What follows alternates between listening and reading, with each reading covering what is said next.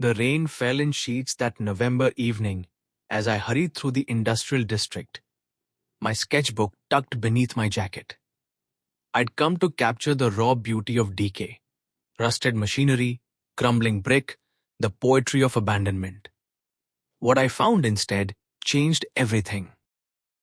She stood in the center of a circle of uniformed officers, their flashlights cutting through the downpour like accusatory fingers. Even from 50 yards away, I could see her far, impossibly vibrant against the grey world, rippling with colors I couldn't name, teal melting into umber violet, bleeding into silver. She was fox-like in her features, delicate but defiant, her ears pressed flat against her skull. Freak! Someone shouted from the gathering crowd. Genetic aberration, an officer announced coldly. Banishment order effective immediately. You have 1 hour to reach the boundary wall. I should have walked away.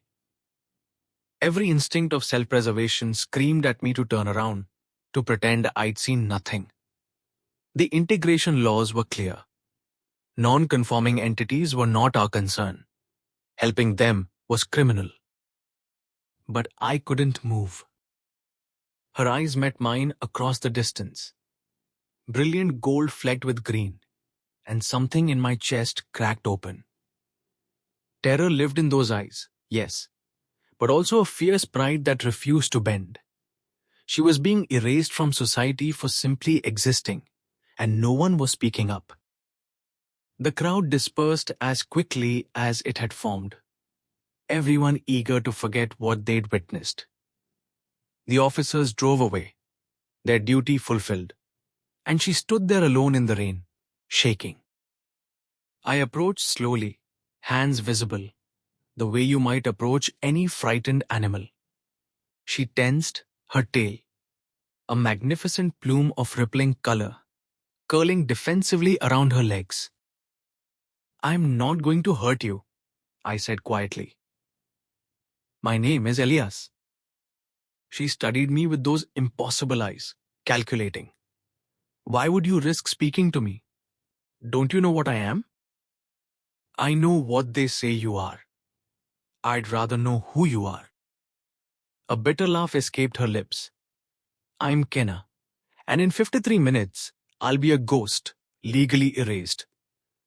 Knowing my name won't change that." I glanced at the boundary wall visible in the distance, its concrete surface bristling with sensors and warning lights. Beyond it lay the fringe, lawless, dangerous, a dumping ground for society's rejects. "Then we'd better not waste time," I said, shrugging off my jacket and holding it out to her. "You're soaked through." She stared at the jacket as if it were a grenade. "Why are you doing this?" "Because someone should." I stepped closer, draping it over her shoulders. Her fur was impossibly soft beneath my fingers, warm despite the rain. And because I've spent my whole life drawing the world as it is, maybe it's time I tried to change it instead. My studio apartment was small, cluttered with canvases and art supplies. But it had one crucial advantage. It was in the old quarter, where building codes were loose and surveillance cameras mysteriously malfunctioned. I'd snuck Kenna through the back alleys, both of us drenched and shivering. She stood in my doorway, water pooling at her feet, looking like some mythical creature who'd wandered into the wrong world. Her fur was plastered down now, revealing the elegant lines of her body, the almost human structure beneath the extraordinary exterior. "You could be arrested for this," she said softly. "Sheltering a banished entity carries a 3-year sentence. Then we'll have to make sure no one finds out." I grabbed towels from the bathroom, tossing her one. "The bathroom's through there. Hot water's temperamental, but it works. Take your time." When she emerged 30 minutes later, I'd made tea and laid out spare clothes, oversized sweatpants, and a hoodie that would help conceal her appearance if needed. Her fur had dried into something extraordinary, each strand catching the lamplight and seeming to glow from within. It's beautiful, I said without thinking, then flushed. You're far, I mean. I've never seen anything like it. Kenna wrapped her hands around the tea mug, her expression guarded. It's a mutation, a genetic mistake that marked me as other from birth. My parents tried everything, dyes, treatments, even surgery. Nothing worked. The colors just come back. Good, I said firmly. They should. She looked at me with something between surprise and suspicion. You don't understand what it's like. Growing up, knowing you're different, wrong. The stares, the whispers, children crying when they see you, adults crossing the street. I set down my mug and moved to sit beside her on the threadbare couch.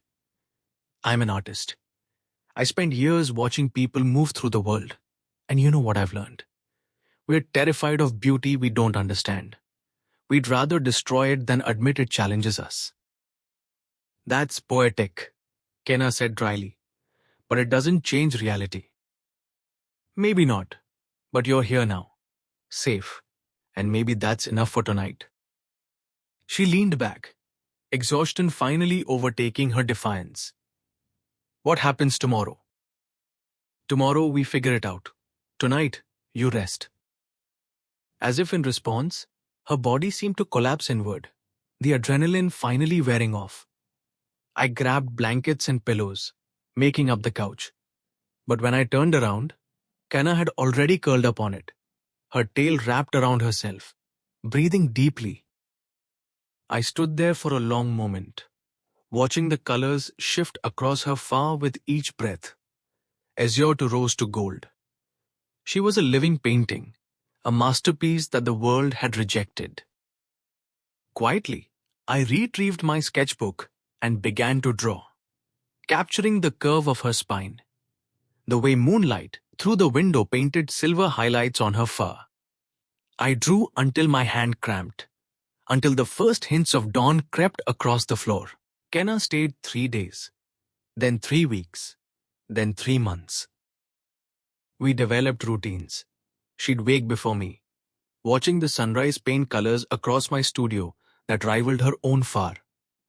I'd make coffee. She'd discovered a fondness for it that bordered on addiction. We'd talk for hours about everything and nothing. She told me about growing up in a facility for genetic anomalies, how they'd tried to condition the difference out of her, about escaping at 17 and trying to make a life in the margins of society, about the constant fear of discovery, of banishment, that had colored every moment of her existence. I told her about my own exile, not legal, but emotional. About a family that couldn't understand why I'd chosen art over security, about relationships that had crumbled under the weight of creative obsession, about feeling like a ghost in my own life until the night I'd found her. We're both outcasts, she said one evening, curled beside me on the couch as rain hammered the windows. Just different kinds. Maybe that's why this works, I said, my hand moving almost unconsciously to touch her shoulder. Her fur was like silk under my fingers, warm and alive. She tensed at first, then slowly relaxed, leaning into the contact. Elias? Yeah? Why did you really help me that night? The truth. I turned to face her, close enough now to see gold flecks swimming in her green eyes. Because I've spent my whole life trying to capture beauty, and you're the most beautiful thing I've ever seen. Not in spite of your difference, because of it. Her breath caught. You can't mean that. I've never meant anything more. The space between us evaporated. Her hand rose to touch my face, tentative, her fingers tracing my jaw with a delicacy that made my heart race. Her fur brushed my skin, softer than I'd imagined, carrying a warmth that seemed to radiate from somewhere deep within her. This is dangerous, she whispered. I know. If anyone finds out, let them find out. I kissed her then, gentle at first, questioning.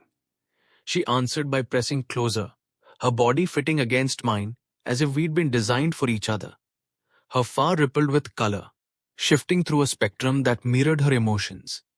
Deep crimson passion, violet tenderness, gold hope. We moved to the bedroom, clothes falling away like shed skins. Her body was a revelation, familiar in its curves and hollows, extraordinary in its texture and warmth. Everywhere I touched, her fur seemed to respond, colors blooming and cascading across her skin. "You're like living art," I breathed against her neck. "Then paint me," she whispered back. "Make me real." We made love slowly, carefully, learning each other's rhythms and responses. She was vulnerable beneath me, all defenses finally lowered, her true self exposed. And I was equally bare, every wall I'd built around my heart crumbling under her touch. Afterward, we lay tangled together, her head on my chest, my fingers tracing lazy patterns through her fur. "I love you," I said into the darkness. "That's foolish," she replied, but her voice was thick with emotion, and I felt wetness against my skin, tears soaking into my chest. "Probably," I agreed. "But it's true anyway." Spring came, and with it, danger. I'd been careless, too happy, too comfortable. I'd let my guard down, stopped checking for surveillance, stopped caring who might see us through the windows. Love had made me reckless. The knock came at dawn, sharp, official, unmistakable. "Integration Authority, open up." Kenna's eyes snapped open, wild with terror. "They found me." "The fire escape," I said, already moving, grabbing clothes. "Go. Now." "Not without you." "Kenna." I said, "Not without you." The door shuddered under impact. They'd breach it in seconds. We ran. Out the window, down the rusted fire escape, our feet clanging on metal. Shouts erupted behind us. I heard the distinctive crack of a warning shot. Saw Kenna flinch. "Keep moving." I grabbed her hand, pulling her through alleys I knew by heart, through passages too narrow for pursuit vehicles. We ran until our lungs burned, until the sounds of pursuit faded. We ended up in the old industrial sector where we'd first met. Full circle, somehow fitting. We collapsed behind a abandoned warehouse, gasping for breath. "This is my fault," Kenna said, tears streaming down her face. Her fur had gone dark, almost black, reflecting her despair. "I should never have stayed. I put you in danger." "Stop." I cupped her face in my hands, forcing her to look at me. "I chose this. Every day, I chose you. I choose you 1,000 times over. They'll catch us. You know they will. And then you'll go to prison because of me. Then we leave. Tonight. We cross the boundary wall. Head for the fringe." She shook her head violently. "The fringe is death. No law. No order. Just survival. I can't ask you to give up everything." "You're not asking. I'm telling. Kenna, listen to me." I pressed my forehead to hers, breathing in her scent, wildflowers and rain. "You are everything. Before you, I was sleepwalking through life, drawing pictures of a world I didn't feel part of. You woke me up. You made me real. Elias, I don't care about the city, about society's rules, about any of it. I care about you. Only you." She kissed me then, fierce and desperate, pouring all her fear and hope and love into that contact. When we broke apart, her fur had begun to shift again, dark blues giving way to tentative pinks, to uncertain yellows. "There's a gap in the wall," she said quietly. "Section 7 near the old power plant. It's how others like me get through. But Elias, once we cross, we can never come back. Never. Good, I said. There's nothing here worth coming back to. We spent the day hiding, planning. As night fell, we moved through the city one last time, ghosts passing through a world that had never wanted us anyway. At the wall, Kenna showed me the gap, barely wide enough, camouflaged by overgrown vegetation and rust. Beyond it lay darkness, uncertainty, danger. Beyond it lay freedom. Together? She asked, her hand in mine. Always, I answered. We stepped through. The fringe wasn't what I'd expected. Yes, it was rougher, more dangerous, lacking the sterile order of the city. But it was also alive in a way the city had never been. Here, in the lawless spaces between official boundaries, we found others like Kena, people whose differences had made them enemies of order, scale-skinned traders from the southern wastes, a woman whose eyes glowed violet in darkness, a man whose skin shifted patterns like living tattoos. Here, Kena's far wasn't a mutation. It was a marvel. We found work in a settlement called Heaven, built from salvaged materials and stubborn hope. I painted murals on makeshift walls, telling stories in color and form. Kenna used her unusual appearance as an advantage, becoming a scout and negotiator. Her striking looks commanded attention and respect in a way the city had never allowed. At night, in our small room in a rebuilt factory, we'd lie together and talk about the future. Do you miss it? Kenna asked one evening, 6 months after our escape. The city? Your old life? I looked at her, at the way lamplight made her far shimmer with gold and copper. Not for a second. You? Never. She curled closer, her tail wrapping around my leg. But sometimes, I wonder what we gave up. The safety, the comfort. We gave up a cage, I interrupted gently. A comfortable cage, maybe, but a cage nonetheless. Here, we're free. Together. Together, she echoed and smiled. That rare, full smile that made colors dance across her far like northern lights. Winter came, harsh and unforgiving. Resources grew scarce. There were nights when we huddled together for warmth, when I questioned my decision to drag her into this uncertain existence. But then spring returned, and with it, hope. A trader arrived with news. Other settlements were forming, creating networks. The fringe was organizing, building something new.